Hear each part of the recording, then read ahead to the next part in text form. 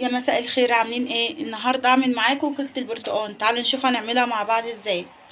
معايا هنا بشر برتقانيه، معايا هنا بيضتين، معايا هنا كوبايه الا معلقه دقيق، معايا ربع كوبايه زيت، كوبايه سكر، كوبايه عصير برتقال، وهنا معلقه نشا. هنحط بقى كل المكونات دي في الخلاط. هحط الاول عصير البرتقال كده. انا هنا عصراه على ايدي، مش مشكله لو في قطع، مش مشكله، كده كده هتتفرم في الخلاط. انا بحب اجيب عصير البرتقال بيكون فريش.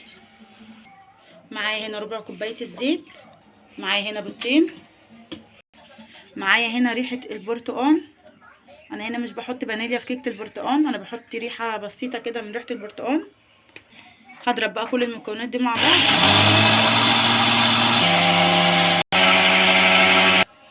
هجيب بقى هنا بشر البرتقال ده كده، هجيب بقى الخليط ده كله كده. هجيب بقى كوبايه الدقيق، احطها بالتدريج. احط هنا معلقه النشا ومعلقه بيكنج باودر او كيك شيف على حسب ما انتوا بتحبوا النوع اللي انتوا بتحبوه. هحط بقى هنا، انا حسيت ان الخليط سائل شويه، هضيف هنا معلقه دقيق تانية.